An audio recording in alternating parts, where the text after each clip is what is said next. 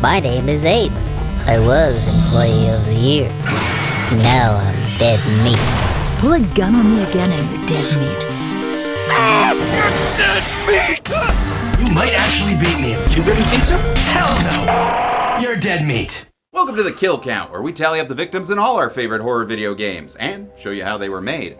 I'm Zoran, up, down, left, right, BA, start, Gavoyich, and today we're finally fulfilling the prophecy promised in the Dead Meat Weird era by covering the original Silent Hill, released in 1999. Silent Hill puts you in the role of Harry Mason, an average 90s dad searching for his daughter in the fog and mystery-shrouded Silent Hill, a resort town filled with monsters, cults, puzzles, and very little recreational activities that don't end in murder. While most people would consider Resident Evil to be the big horror game daddy, present company excluded, I am begging you to stop. and the Dead Meat Game Daddy hears you. Silent Hill is a very close competitor, with a franchise spanning 7 main games, a bunch of spin-off games, including the soon-to-be-released Silent Hill F, 2 soon-to-be 3 remakes, 2 soon-to-be 3 feature films, the first ever video game Halloween Horror Nights maze, as well as comics, novels, compilations, an interactive TV series, and a fabled lost demo for a canceled game made by Kojima and Guillermo del Toro. You know, the guy that made Mimic! Published by Konami, Silent Hill was in part the developer's response to the massive success of Resident Evil. Game director and writer Keiichiro Toyama was approached with 2 options: either make a sequel to the Button Masher Hyper Olympics, or develop a new horror game.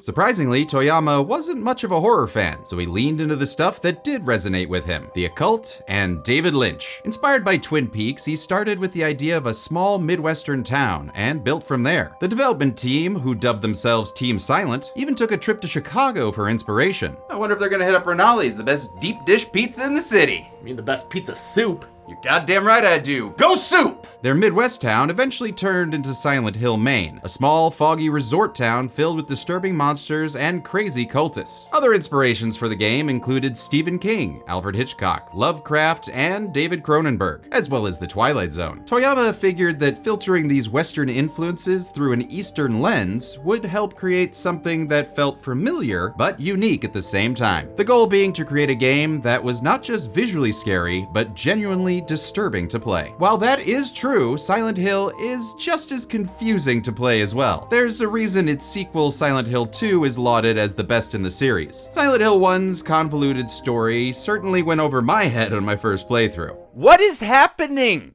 It's got so much going on. Alternate dimensions, inside alternate dimensions, psychic powers, fighting demon possession, not to mention an entire drug trafficking subplot. And then take all that and cover it in literal fog. I mean, I've been watching YouTube videos and scouring wikis just to make sense of this thing. But I think that's part of its charm. Silent Hill's not afraid to be ambiguous, and it does succeed in having plot points that get more disturbing the more you think about them, which I will say is a true achievement in horror. If a kill happens in Silent Hill, does it make it... Oh no. Phoenix? Phoenix? Game Daddy's coming! Phoenix? Phoenix, I'm caught in some kind of fog of phone bills. Looks like someone didn't switch to today's sponsor, Mint Mobile. Oh, don't worry, Phoenix. I'm gonna clear these bills by explaining that Mint Mobile offers premium wireless on the nation's largest 5G network without the premium price tag. With Mint, you choose the data plan that's right for you, whether that's 5 gigabytes, 15 gigabytes, 20 gigabytes, or unlimited data each month. And from now until September 22nd, they are offering 3 months of their unlimited data plan for just $15 a month. It includes unlimited talk and text and free calling to Mexico, Canada, and the UK. Plus, 10 gigabytes of hotspot a month. Fog still isn't lifted. Well, maybe they're concerned about the hassle of switching, but Mint Mobile makes that easy. You can sign up and activate in minutes right from home. You can even keep your phone number and any unlocked phone you have when you make the switch. Or if you'd prefer, you can shop a new phone directly from Mint's website. Haha! Fog lifted! Oh, there you are, Phoenix! Oh, wait. This is just some common street baby. Hey, Megan, looks like we got another kid. At the link below, new customers can take advantage of this limited time offer and get 3 months of unlimited wireless for just $15 a month. If a kill happens in Silent Hill, does it make a sound? Let's find out and get to them. The game begins with our sweepy little player character, Harry Mason, waking up all alone in the fog-filled streets of Silent Hill. But how did he get here, you ask? Well, the game doesn't tell you crap, unless you stayed on the title screen just long enough for a game montage to play, which reveals Harry is a widower and a single dad on vacation with his daughter Cheryl. While night driving, Harry swerved to avoid a girl in the road, which is how he wound up with a busted car and a missing daughter. So glad I learned that important context after I finished the game. We run around pressing X to Cheryl, but only find some guts with no head that we do not count, and a body under a sheet that we do count. We then follow a trail of blood and stumble upon some more headless guts next to a positively putrid passion play. What is this? Well, it ain't Christmas Town, that's for damn sure. And there's actually a bunch of background bodies in Silent Hill, so we'll save some time by counting the rest towards the end of the video. Now, let's get the hell out of this alley. But before we can, we're swarmed by the game's first enemies, the knife-wielding Gray Children. These pint-sized pokers kind of remind me of the OG minions from The Gate. But before I can tell them that I'm a big fan, they jab and grab us until we fade to black. No kill graphic though, as we wake up in a diner that's probably got some damn fine coffee. Ooh, looks like we were rescued by a sexy cop named Sybil. Turns out she passed Harry earlier on his way into town, as seen in that misplaced montage that's also full of spoilers. Look away, me! Sybil's from the neighboring town of Brams, and is trying to figure out what's going on, having crashed here herself. The only person I've seen in this town is you. She intends on leaving for backup, but Harry's got a daughter to find, so he stays behind. She says it's dangerous to go alone, so take this police firearm that she's definitely allowed to give to some dude she just met. We put it to use immediately when we're attacked by a pterodactyl-like creature called an air screamer and have to put it down. What's happening to this place? Yeah, this used to be a TCBY Blimpie, and now it's a Jersey Mike's with monsters. My hometown sure is changing. We find a radio and a map next to a Medieval Madness pinball machine and an actual Stephen King Study Dammit poster that he made in the 70s for the University of Maine. The first of many, many horror nod-shaped pixels we'll see throughout the game. Outside, our draw distance is as low as the town's human population. Plenty of monsters though! Luckily, the radio warns us when they're nearby, but it sounds less like a radio and more like an endless school bell. When I wake up in the morning and I gotta find my daughter. Oh, time to kill things. That include these two skinless dogs, known as groaners, and an air screamer. There, that ought to save our hearing from that bell. Shut up! Haha, better. We return to the time that Harry met that alley from the prologue and find Cheryl's sketchbook, which has a picture of Harry on the cover? Oh, come on, that's it. No, that's a spitting image. It also contains a note telling us to go back to school, to prove to my daughter that I'll find her soon. On the way to Midwich Elementary School, Harry squeaks 2 more air screamers onto the count. Fortunately, Silent Hill's sidewalks were built by Shel Silverstein, so the only way to the school is probably near this doghouse, though I'm not sure since there's no dog around. Nope, there are many of them, and we hack/shoot these pooches onto the count. Inside the house, we help ourselves to the charcuterie display of table bullets, and have to figure out how to reload. Does this reload it? Yes, it does! I mean, that's one way of reloading. Of course, this is a video game, so the back door is triple locked. To get through, we'll need the 3 keys for Eclipse. So we go fetch questing through the town and fetch 6 more kills for the count, including a foul and dribbling doghead. No, I'm gonna call you Charles. Is it Charles Barkley? You get it. Along the way, I workshop some new show ideas. Oh, they walk? Before finding all the Wizard of Oz keys that let us open the Dorothy. We go on our way when suddenly and without warning there was a total eclipse of the sun. We then kill another air blaster or ass screamer or whatever they are, while avoiding many more on our way to Midwich Elementary, so named after the fictional town in John Wyndham's novel The Midwich Cuckoos, which was also the basis for the Village of the Damned films. All that running around forces Harry to catch his breath. a trait that Team Silent added to make Harry feel like a true everyman that the players could relate to, differentiating him from the policemen or detectives from previous survival horror titles. It's a commendable effort that would work way better if Harry actually spoke like a normal human being. My daughter. I've got to find her. But that's not fully the voice actor's fault, whose identity remained a mystery for many years, much like Resident Evil's elusive Jill Valentine actor, Inez. However, in 2018, it was revealed to be Michael Gwen, who said it was very difficult to sound natural since recording director Haruhiko Inaba wanted him to leave a 1-second pause before and after each line. Gwen was assured that they would close up the gaps, but for some reason they didn't. You know something? Tell me. I do not. After finding out that Sonic Youth teaches at this school, we find ourselves in a teenage riot of Grey Children, who then send us to Death Valley 69. Now, the Grey Children did not appear in the Japanese or European releases of the game, due to censorship standards about, not wanting people to kill children. I get it. In those releases, they were replaced with mumblers, because I guess it's okay to kill obscure Dustin Hoffman characters. But hey, this is America, so we're totally cool shooting kids, adding 21 to the count. I mean, hey, Alex Jones says they aren't real anyway.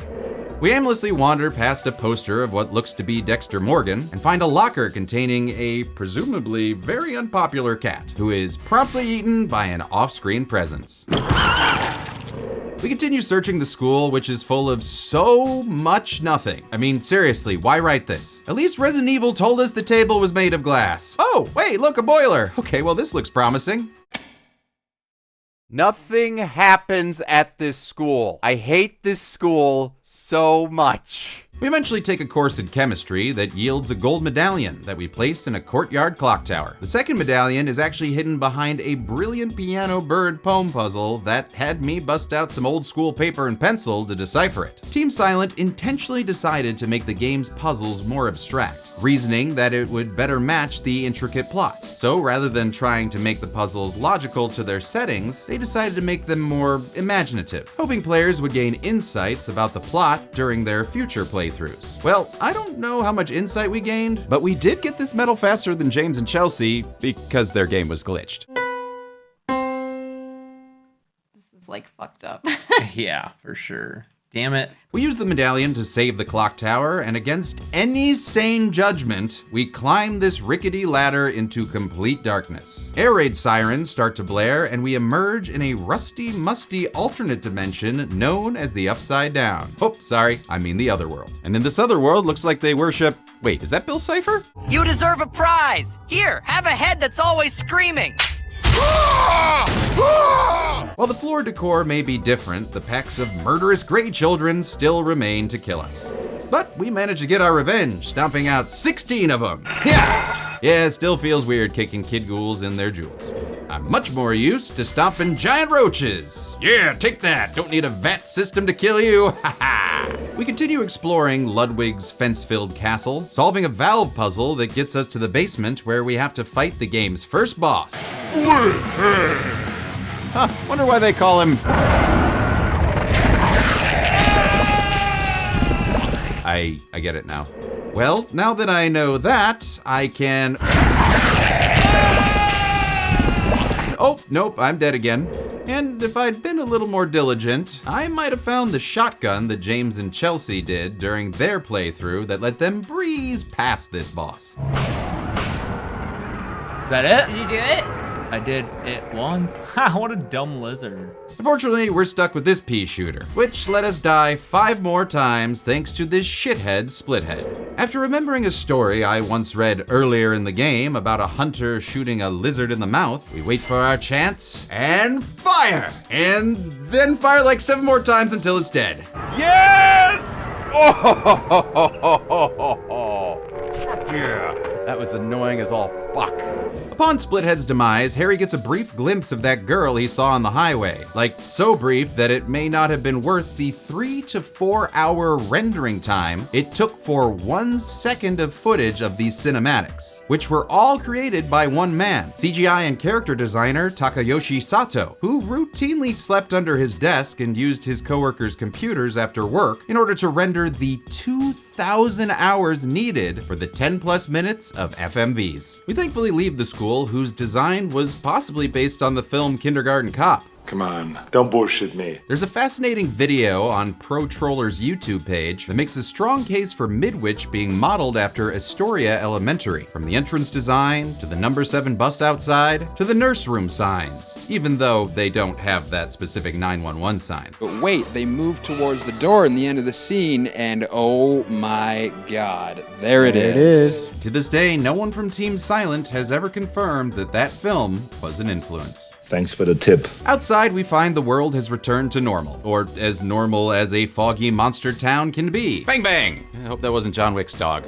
While Silent Hill's fog is now essential to the franchise, it was initially implemented to help reduce stress on the game's engine. At the time of its release, most games, including Resident Evil, use pre-rendered backgrounds to save on processing power. However, Silent Hill used real-time graphics to help the town feel like an actual place. The fog was then put in to help hide the chunks of the town that weren't loading in, or in some cases left unfinished entirely, but has since become basically its own character and differentiated Silent Hill from its competitors. Though they did still copy some things directly, like the heartbeat life meter, but Resident Evil's creator Shinji Mikami didn't mind.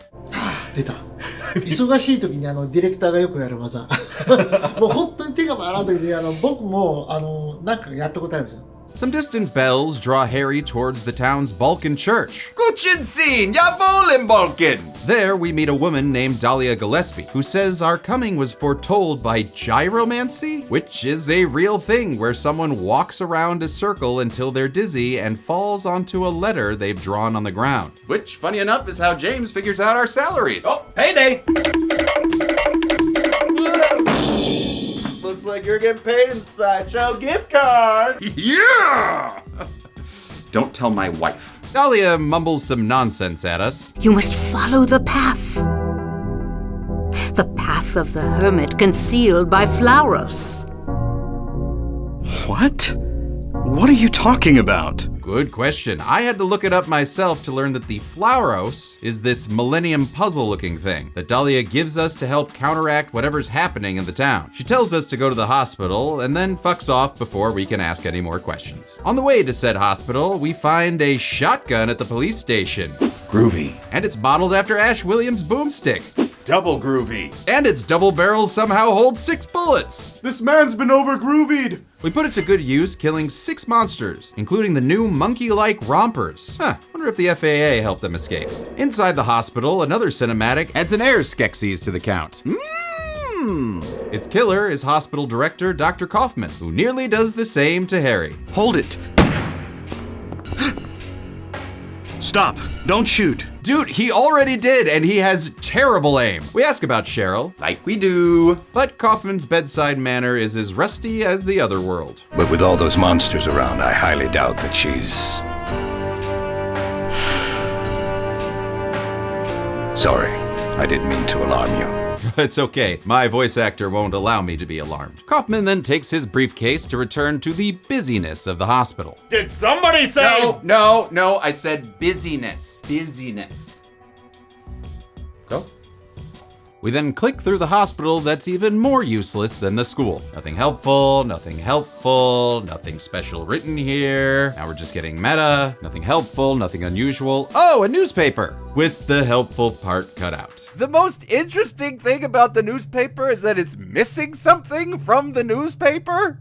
God damn you, Silent Hill. It's not a complete waste of time, though, as we do find a plastic bottle! Plastic bottle! Which we use to scoop up some mysterious liquid that's been spilled nearby. It's not cranberry sauce. Down in the basement, we do our best to debug the game, getting rid of these very unscary palmetto bugs. We take the elevator to the top floor where our Tower of Terror pre-show is so blurry we wonder if we'd forgotten to put on our 3D glasses. Oh good, and now we're back in the tetanus zone, where we now encounter a new enemy, the hospital staff, who seem to be infected with some kind of parasite. Before this nurse can break her Hippocratic oath, Harry revokes her license to live.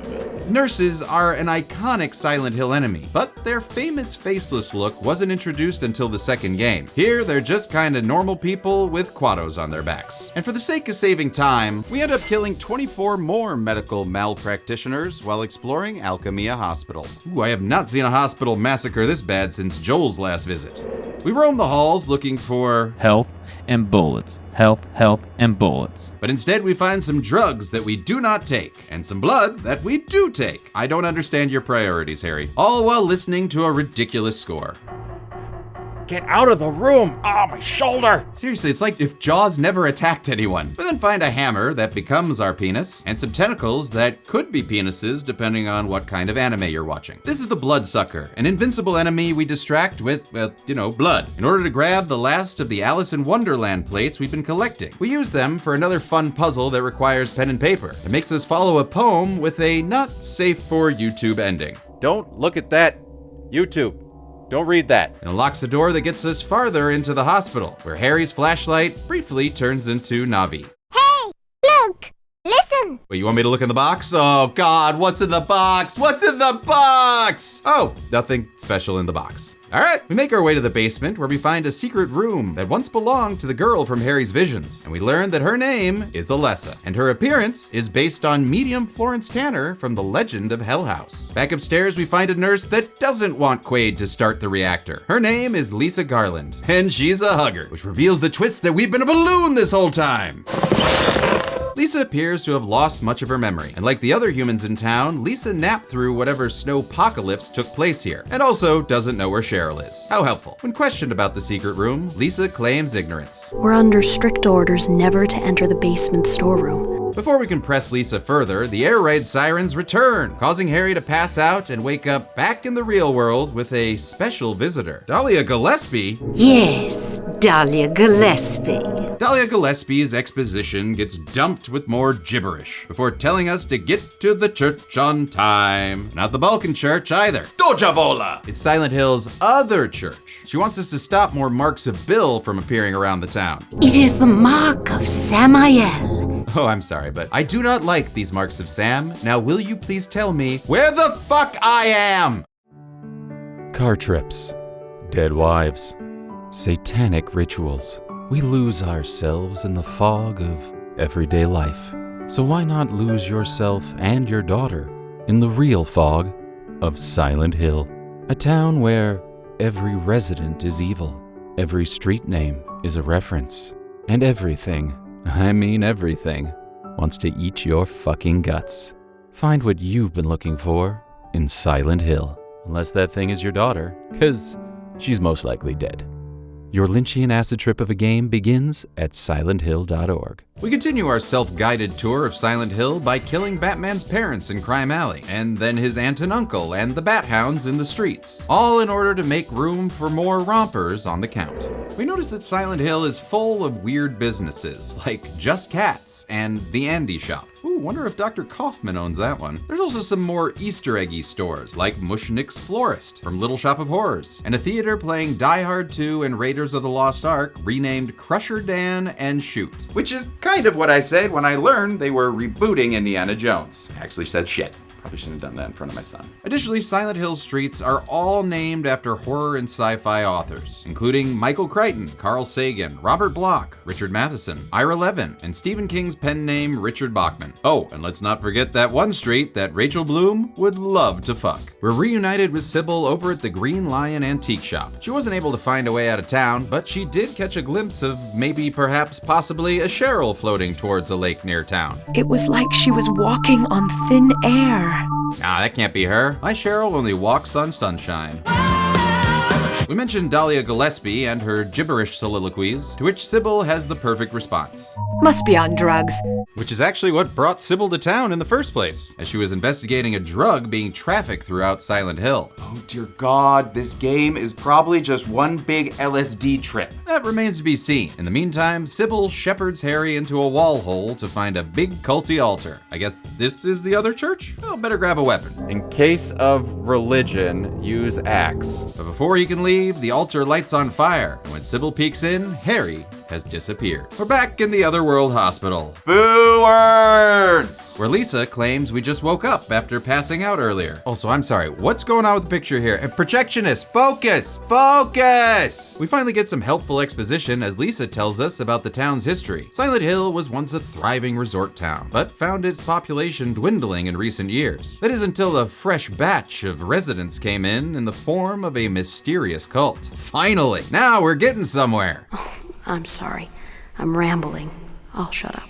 Wait, no, come back, no! And so we wake up again, because I guess that was a dream, or maybe this was a dream. You know, I'm confused. Which was Team Silent's intent, as they like to skew away from a hand-holding cinematic story, instead forcing the players to gather fragments, which they then try to piece together in their own mind, in the way that dreams resemble a chain of unrelated events. Oh, cool. Yeah, dream stuff fucking sucks. Hey, that hurts my feelings, bitch.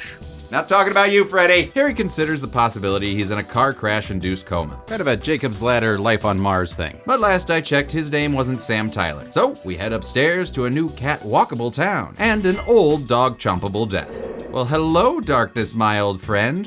Oh, looks like I've come to kill some things again, including 2 autoerotic asphyxiation-loving rompers and the otherworld version of a groaner called a wormhead, because it, you know, the slightly wormy head. Creative! Inside the town center, we watch an ad for the Missing Daughter Shopping Network, displayed outside a Virgin Megastore lawsuit waiting to happen. While exploring upstairs, we do a little fall on a catwalk and find ourselves facing off with a knockoff graboid called the Twin Feeler. We let it kill us once to see if there's a cool death animation. There is not. So in our sequel, we grab a Lar Grizzly single-shot BMG rifle to make it feel some aftershocks. Fuck you! Unfortunately, our little grubbalub lives to fight another day. But to make up for it, we kill 13 monsters, including the otherworld version of the air screamer known as a night flutter, not a night flutterer, which would make more sense. We return to the hospital to regroup with Lisa. We need to get to Toluca Lake, where Sybil spotted maybe, perhaps, possibly, but not certain a Cheryl. And Lisa says we don't have to buy a house to see it. We can actually take an underground tunnel to get there. In order to do that, we need to get to the waterworks plant near the elementary school. And during my playthrough, I immediately forgot that information and wandered around until the chat reminded me where to go. Which is my reminder that you can actually watch me play all of these games over on the Dead Meat Patreon. That's right, you can join the likes of members Banana Milk 1987, IP Freely, and Froggy Fresh Shitposts. So if you want me to say your ridiculous screen name as well, just head on over there today, because I'll say it a lot. Before we can shimmy through some shit, we have to battle this mini Mothra called a Float Stinger, which is actually the evolved form of the Twin Feeler we fought earlier. Though we are woefully unprepared, we managed to cancel this Venonat evolution and use our Refog hidden move to get back to Silent Hill. We enter the sewer tunnel, where we evict a few Joe's apartment tenants alongside some greeny meanies called Hang Scratchers, and we can scratch them off the list of the living. We spend a good 20 minutes killing over a dozen more of these prepubescent Doc Connors before we're swarmed and murdered. Damn, okay, well, I hope it doesn't send me too far back. Oh no! No! Whatever, it was 20 minutes of James's money anyway.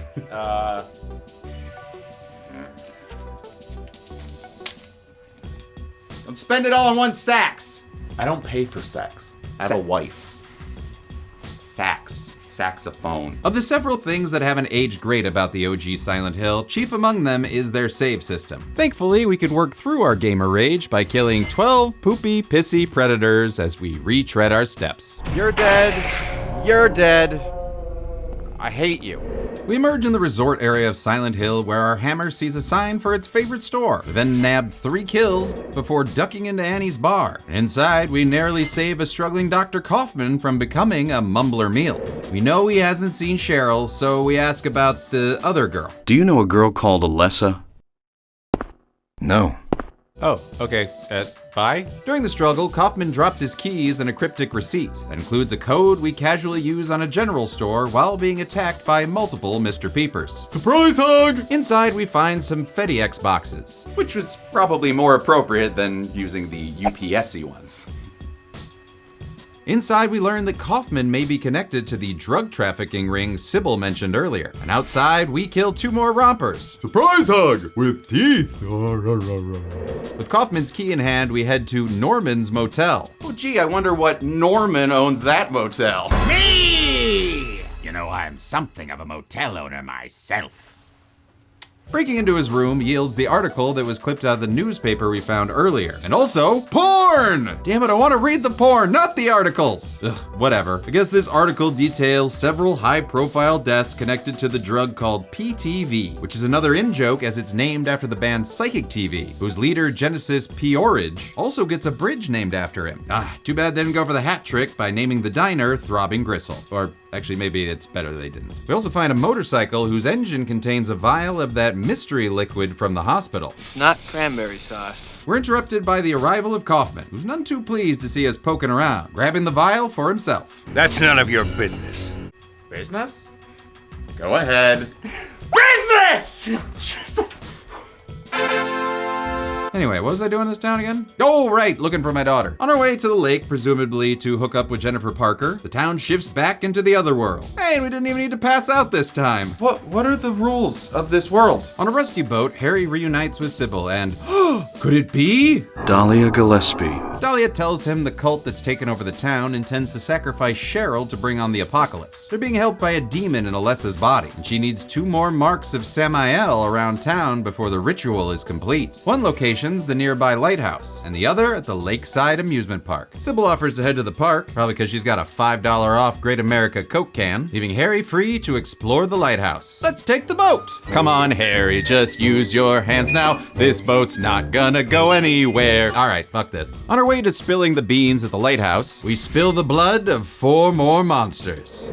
We arrive too late thanks to this cool but endless staircase, and find Alessa's already placed the 2nd mark. And that's kind of it. Really, that's literally all there is to do here. Well, at least we can de-wormhead this place a little, teeing off with 2 of them. 4 kills. 4 kills.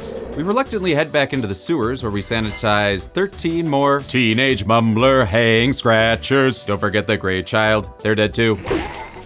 We then arrive at the park's carousel, or is it merry-go-round? It's the same thing. Sybil's taking a little ride, and she's not feeling quite like herself. Uh-oh, Peggy Lou, is that you? Actually, she's been infected by one of those sluggy parasites that were possessing the nurses. And canonically, Sybil does die here, with Harry forced to kill her in self-defense. However, since we picked up that liquid at the hospital earlier, and I had a live stream chat to help me, we're able to cure her with our plastic bottle. Plastic bottle! And this puts an end to the hell baby before it can resurrect via a Voorhees cooch.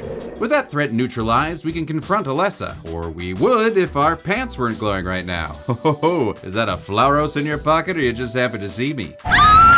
Nope, no, it's a Flauros. And do you remember who gave us that Flauros? Dahlia Gillespie? Dahlia Gillespie. Sorry. Turns out she's Alessa's mother, having tricked Harry into helping recapture her daughter. And before the Flauros can tell us this wizard lady came from the moon, we pass out and wake up next to Lisa. God damn it. She reveals that in our absence, she went down to the basement and discovered a secret about herself. She runs away before revealing exactly what it is, though. So we descend down the elevator to find out ourselves. Only this isn't the Other World Hospital. It's a separate location called Nowhere, made up of different parts of all the previously visited areas, which means there's a bunch of new puzzles. Yay! But no map to navigate the repetitive halls. Boo! Nowhere is by far the most annoying part of the game, as I had to retrace my steps endlessly thanks to every door looking the exact same, and the camera angle swapping all the time, which was Team Silent's intent to keep you disoriented, but I think it's just a dick move. So to sum up, we spend a very long time deciphering what appears to be a Zodiac puzzle before realizing it is not. Oh, god damn it. Is it the number of legs and arms? It is! And we once again take out our frustrations on the nearby hospital staff. Goodbye, nurse! Harry finally catches up with Lisa, who begs him to help her. I'm not the only one who's still walking around. I'm the same as them. I just hadn't noticed it before. Lisa wants some of that good Harry hugging, but is rejected. And in what is probably the game's most iconic moment, Lisa begins bleeding from her face and eyes as a horrified Harry runs into the hall, screaming, "Big Ben! Chase! Big Bird, chase me! The scene is scored by the eerie Not Tomorrow from composer Akira Yamaoka, who has become the beating musical heart of the franchise, having scored every major installment of the series, as well as Lollipop Chainsaw. Originally brought on to score just Silent Hill's trailer, Yamaoka's initial approach didn't wow director Toyama, so he explored some sounds not typically used in horror, and in about 30 minutes, created the mandolin track used for that hidden title cinematic. Toyama was so impressed he hired Yamaoka to compose the entire score, and he used his own love for Angelo Badalamente's work on Twin Peaks to further lynchify the game.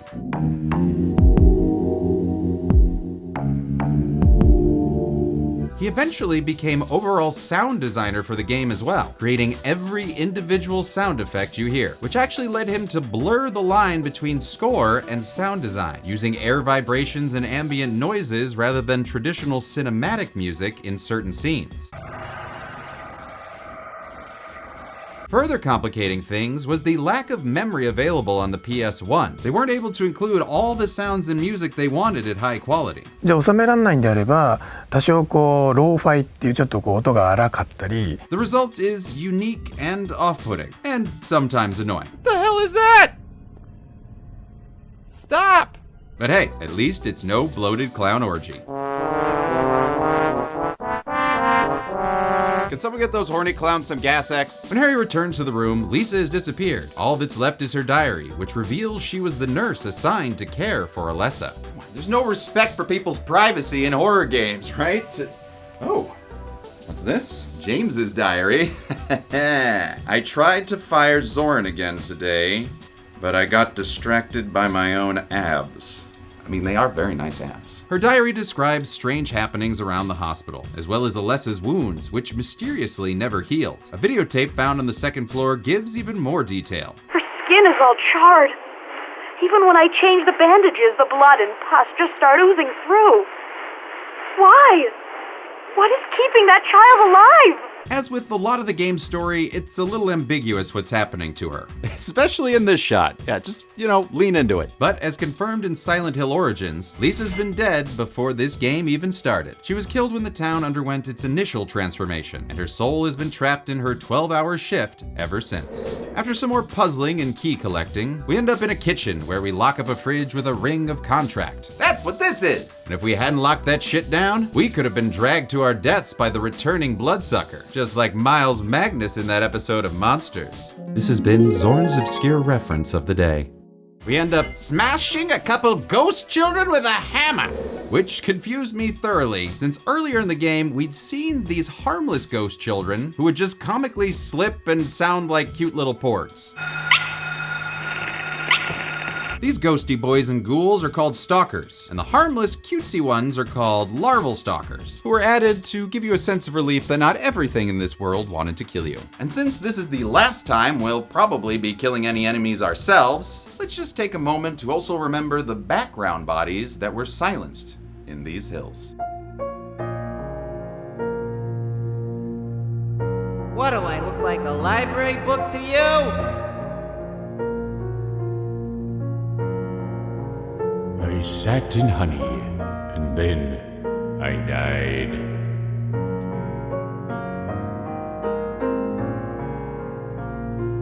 Mr. Lewis? Mr. Randall? Mr. Phillips? We then return to Alessa's sick room to see ghostly versions of Dahlia, Kaufman, and 2 other doctors discussing Alessa's treatment. Half the soul is lost. That is why the seed lies dormant. I'm sorry, is Stefan doing a Godfather impression right now? What is that voice? Anyway, these loose memories help fill out Alessa's backstory. Seems that Dahlia was actually the leader of the town's cult, called the Order. No, not that one. When her daughter was born with supernatural powers, Dahlia took it as a sign that she was meant to give birth to the dark god that they all worshipped. So she initiated a ritual that would have impregnated her with said god when she was 7 years old. I'm sorry, what? That is fucked up. However, rather than allowing that to happen, Alessa interrupted disrupted the cult's ritual and split her soul in half, greatly diminishing her power. As shown in Silent Hill Origins, the process resulted in a fire that burned her entire body. Kaufman agreed to care for her, and as a reward, the cult helped him build up his drug empire. Alessa's been kept drugged up and comatose in the hospital basement for years, but her endless nightmares eventually began to seep into reality, affecting the town and resulting in its current state. In fact, all the monsters in the town are manifestations of Alessa's fears. Groaners represent her fear of large dogs. Rompers are her fear of adults and their overpowering nature. Creepers, twin feelers, and hang scratchers are her fear of insects. The bloodsucker, night flutters, wormhead, and Jim are her fear of worms. The split head is a fear based on a storybook as well as the sound of the school's boiler that it emits. The parasites could represent the Order and their control over the doctors and nurses that watched over her. Okay, wow, that's a lot of lore. So you know what? Let's take a moment to ourselves in this room inspired by Buffalo Bills from Silence of the Lambs. And that's not the only reference to Silence of the Lambs, as the newspapers throughout the town show Bill skins his fifth. So really, this is Silence of the Hills, if you think about it. Harry then heads to the finale, just in time to see Dahlia Gillespie knock Sybil out of the cutscene. Hey lady, the PS1 can't render that many characters. Get out of here! I'm in no mood for jokes. Sorry, Mr. Mason. Dahlia then reveals the other half of the story. When Alessa split her soul in two, the other part manifested as a baby called Cheryl. That's right, Harry and his wife Jody adopted Cheryl after finding her on the side of the road, and I guess cutting her finger? That's one sharp baby. Dahlia's kept her daughter in constant pain in order to get her to lure Cheryl back. She eventually conceded, astral projecting herself to cause that car crash. In a tragic twist, it's revealed that Cheryl was gone the moment they entered town, having been remerged with Alessa, just like Jamie Madrox and Siren's baby. Oh man, that comic scarred me. This forms a new being known as the Incubator. Oh yeah, and all those symbols around town? That was actually Alessa attempting to save the town. So I guess it turns out this J-pop demon haver was trying to create a Han Moon over the other world. That is before Harry did a takedown and stopped her from going golden. So to sum up, Harry's an idiot, and this hella culty helicopter mom is finally gonna get her way. My daughter will be the mother of God. But just as the ritual commences, she's shot from off screen. Surprisingly, it's Dr. Kaufman, who can hit a shot from 30 feet away rather than right in front of him. And he's pretty pissed about being used by the cult. He produces his vial of mysterious liquid in a plastic bottle. Plastic bottle! You killed our savior! Get him! Which is revealed to be an anti-demon repellent called Aglogophus. Magic stuff. Kaufman then chucks it in dramatic slow motion. That's pretty cool. Yeah, okay, keep going. All right, almost there, and right in the face. Alessa freaks out, as does the soundtrack. Trying to tune to the station. For the composer, we don't know what station it's on. And the demon called the Incubus emerges from her body and burns Dahlia Gillespie alive. The same fate she'd given her daughter. Yep, looks like it's boss battle time! However, since we didn't realize you could actually move the camera, we just wildly fire into the air and get killed 4 times by 1.21 gigawatts of annoyance. Next time, we accidentally move the camera, which allows us to shoot its Bamfo titties enough times for it to transform back into Cherylessa, who then splits her soul again, giving Harry a replacement baby made of their energy. Oh, Harry, say goodbye to all those naps you've been having this whole game, buddy. Harry and Sybil escape together, but before Kaufman can join them, he's dragged back to his death by the ghost of Lisa, who's climbed out of one of the spot's portals, I guess. And honestly, he deserves it too. Origins revealed that Kaufman got her addicted to PTV, which he abused so she would keep taking care of Alessa. Also, he blackmailed her into having sex with him. He's a dick. Harry and Sybil escape, having had enough of this world and its people's mindless games. So now the only thing to do is pardon the incubator and incubus while they burst into flames. The game ends as our protagonists run back into the fog. But of course, there are actually 5 different endings to this game, with this being considered the good plus ending. The good ending is the canon one where Sybil dies and Harry runs off with his incubaby alone. The bad plus ending happens if you skip the Kaufman side quest and keep Sybil alive, resulting in you fighting the incubator and thus basically killing your daughter, but getting saved and slapped by Sybil. And the bad ending happens if Sybil dies as well as Kaufman, resulting in you killing the incubator, who thanks you in Cheryl's voice. Thank you, Daddy.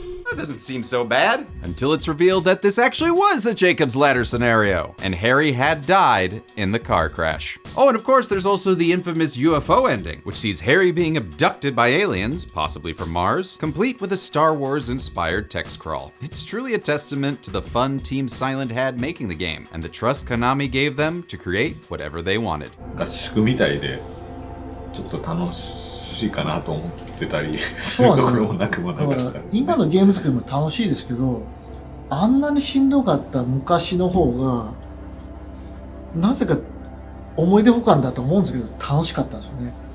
And it's this sense of play that I admire so much, which is further expressed in outtake end credits that have the characters mugging at the camera. Oh, Harry.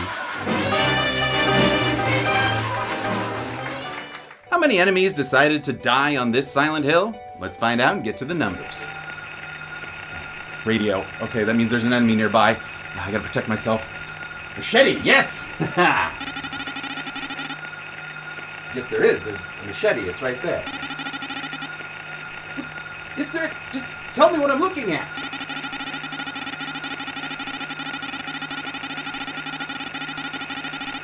Ah! Peering through the fog, we were able to count 218 kills during our playthrough. Breaking that down further, there were 44 humans, 145 monsters, 2 animals, and 27 background bodies of unknown monster or human origin. As for gender, there were 7 males, 35 females, and 176 unknown because I refused to lift up a wormhead skirt. Out of respect.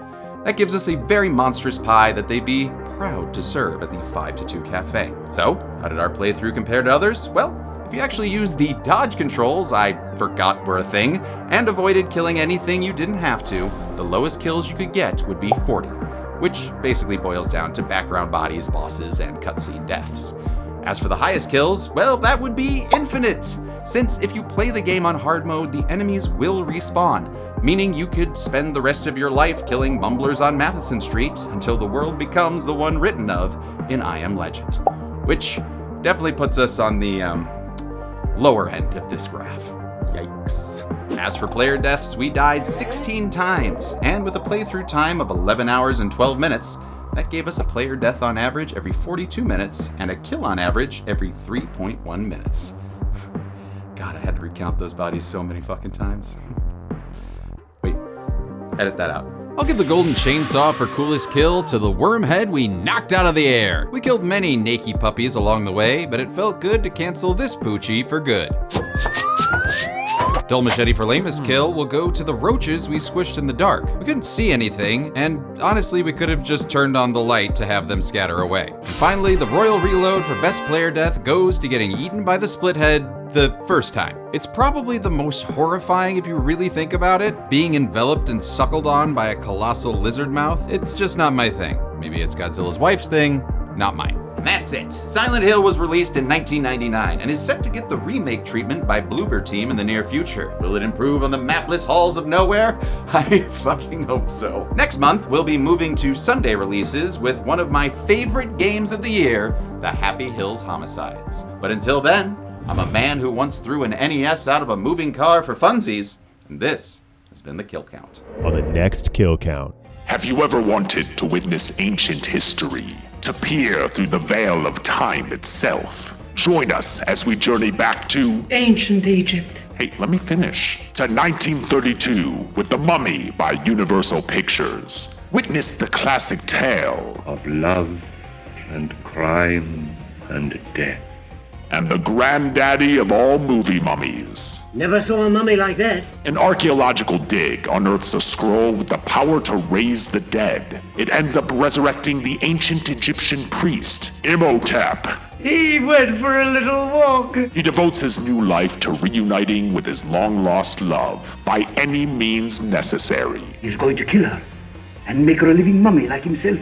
The Mummy is an old movie, nearly 100 years old, and it feels as dusty as an old sarcophagus. But it's also a classic and a part of horror history. And besides, without it, we'd never get to see Brendan Fraser and Rachel Weisz go on sexy desert adventures. So this week, unravel the secrets of the Mummy. Good heavens, what a terrible curse. Well, let's see what's inside. Then on Friday, return to the land of the living for the kill count, only on Dead Meat. I have never felt so alive before. The Mummy can currently be watched on the pictured streaming platforms. Dead Meat always recommends you watch the movie for yourself before its kill count. It's the only way to have your own properly informed opinion. Kill counts are never meant to replace the experience of watching a film. We're back! We're back! We're finally back! So people are wondering where the video game kill counts are. They're here. They're right here. They're right now. This is a seasonal format. We are setting this up so that we get a little break to catch up because, you know, each game is like 15 hours of footage that we have to go through, much longer than a 2-hour movie. Yeah, so as I mentioned, I'm actually playing all of these games over on the Dead Meat Patreon on the $5 tier. You can watch me play all of these games, or you can just pay that right now and for the month, watch all the previous ones that I played. I've already played. I mean, those are all spoilers for what's potentially coming in Season 2. Also, we did play one of the games that we will be kill counting this season over on Dead Meat Presents. Yes, there's still things happening on that channel, mainly gaming live streams. So yeah, every Thursday I'm gonna be playing games over on Dead Meat Presents. And unlike James, I don't have any patrons to thank, but I do have the real hero to thank. Plastic Ball! I dropped it, you didn't actually hit it. I yes-anded you and it was stupid. Why are we doing bits in the end card now? What have we become? I don't know. I just thought it was funny. Vegan people! Didn't want you to knock my teeth out, son of a bitch. Get out of here.